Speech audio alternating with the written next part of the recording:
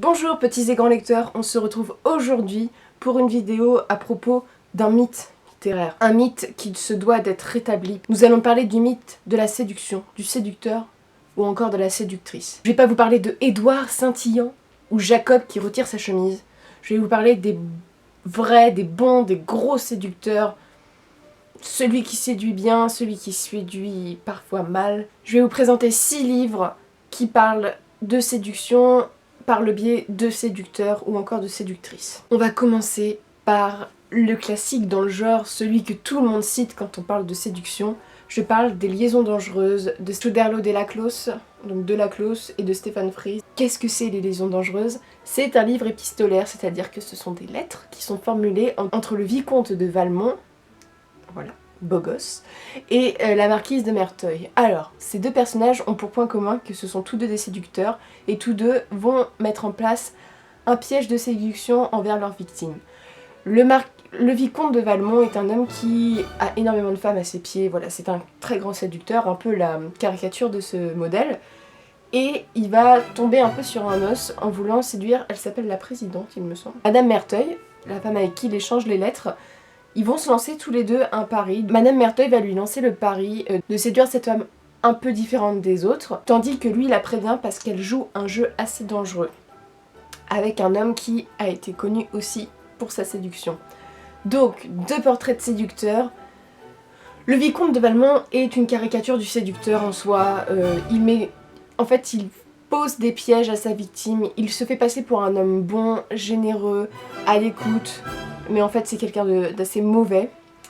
Voilà, donc on a cette figure du séducteur qui est très intéressante, et la figure du séducteur qui est encore la plus intéressante, c'est celle de Madame de Merteuil, parce que la marquise de Merteuil, c'est un des premiers portraits de femme séductrice qui a été faite comme ça.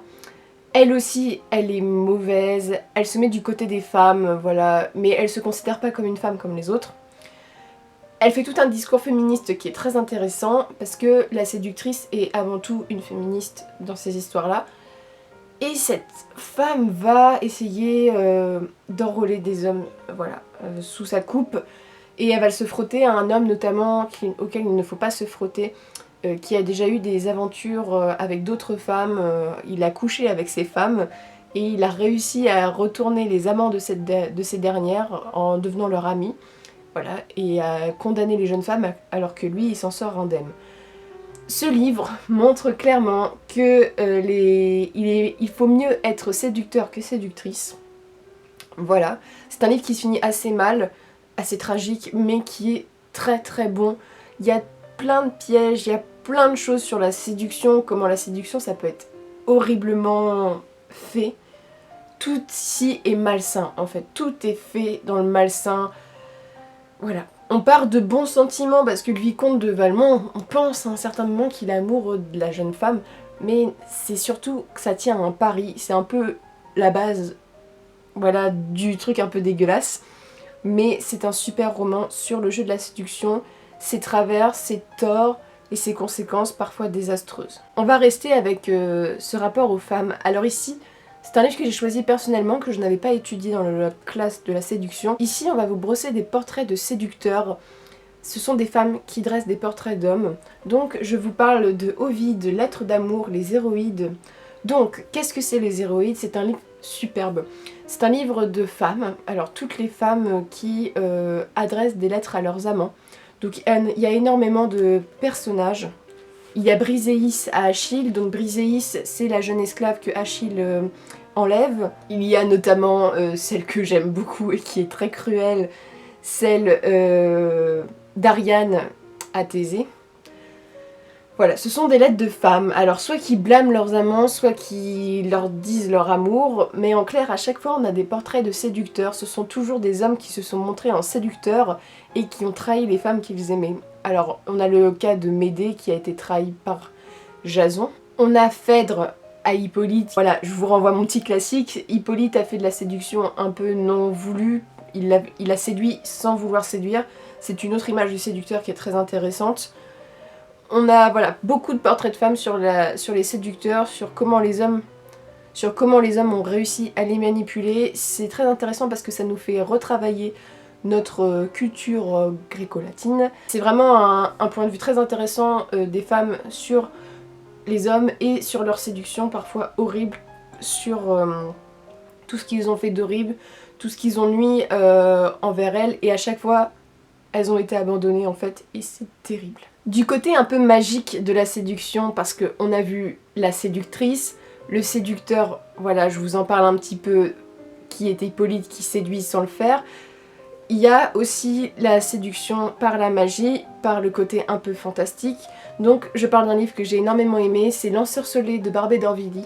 Donc L'Ensorcelé, c'est l'histoire de jeunes nobles, donc d'une femme noble notamment, qui va chez la Clotte, qui est une de ses amies, qui est apparentée à une vieille sorcière, et qui va y faire la rencontre d'un abbé, donc l'abbé de la Croix-Judan. Tout ça sous couvert de la chouannerie, donc je vous renvoie encore à un petit classique sur Barbey d'Aurevilly. Quel portrait du séducteur est fait dans ce livre?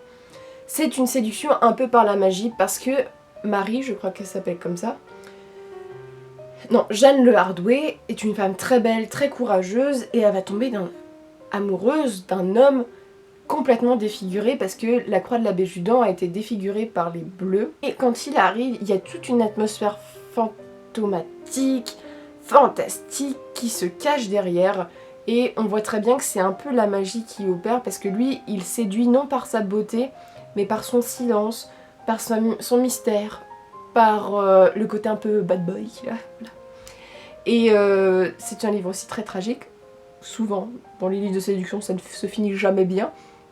C'est un livre très intéressant qui brosse un portrait d'un séducteur qui séduit malgré lui, qui entraîne la femme qui est amoureuse de lui en enfer presque.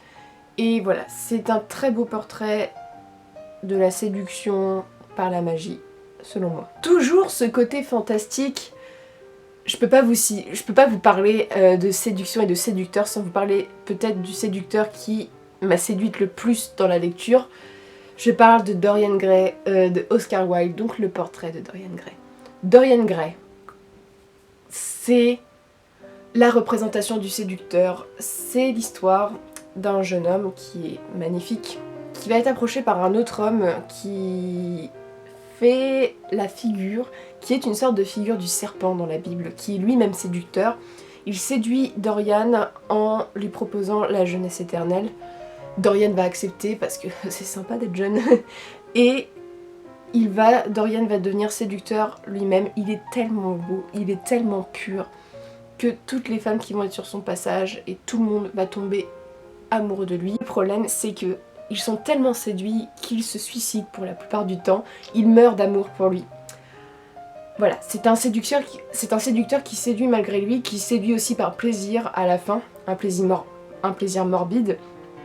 Et la clé est que ce cher Dorian réussit à garder sa jeunesse éternelle grâce à un tableau peint par son ami Basile. Il me semble que c'est Basile, je ne suis plus sûre. Par son ami Basile qui l'entretient dans sa cave, dans le sous-sol, et il le protège parce que c'est sa seule clé à l'immortalité. On a donc deux portraits de séducteurs, et ce qui est très intéressant et ce que j'adore dans ce livre, à tous les yaoïstes de la Terre, Dorian Gray est un roman qui parle un peu d'homosexualité. Alors, Dorian est un des seuls séducteurs que j'ai lu qui séduit autant les femmes qu'il séduit les hommes. Le séducteur serpent, je crois qu'il s'appelle Henri du début, est totalement subjugué par la beauté de Dorian. C'est un homme. Basile peint Dorian parce qu'il ne peut être que son seul modèle, il est tellement beau qu'il n'y a que lui qui peut marcher. Il y a ce livre est parfait, il y a une séduction à toutes les pages. Dorian c'est la séduction naturelle, il le fait pas pour jouer ou rien au début. C'est vraiment, il y a une tension presque érotique dans le livre, c'est hallucinant. Je tiens ce propos où ça parle d'homosexualité parce que Oscar Wilde a été même en prison, il me semble, pour avoir été homosexuel. À cette époque, c'était puni, c'était affreux cette époque pour ça. Et voilà, c'est un séducteur qui séduit les deux sexes et c'est très très très bien fait, très très beau. Un personnage auquel moi j'ai tellement accroché. Si vous avez regardé la série Penny Dreadful, le personnage qui joue, l'acteur qui joue Dorian Gray est lumineux. il arrive à retransmettre cette espèce de côté innocent, pervers, beau, malsain, tout. Ce personnage est tellement bien ficelé, j'adore et je vous conseille vraiment parce que je crois que c'est un des plus beaux livres sur la séduction que j'ai lu. Ensuite on va parler de lecture russe. Alors je ne lis pas beaucoup de lecture russe, j'ai fait le choix de ne pas en choisir à la fac, j'aurais pu mais ça me fait assez peur. Mais j'ai lu un livre de Pouchkine, donc c'est Eugène Onégine, je sais jamais comment on le prononce. Alors ça parle de quoi? Tout d'abord ce livre est écrit, je vais vous le présenter. Ça fait des sortes de petits poèmes, mais de vers, mais qui ne riment pas. Et c'est l'histoire d'un homme qui est plutôt beau gosse, voilà, qui est très très bien sous tout rapport, voilà, il est très très beau, tout. Il va séduire une jeune femme, Tatiana il me semble. Voilà, Tatiana.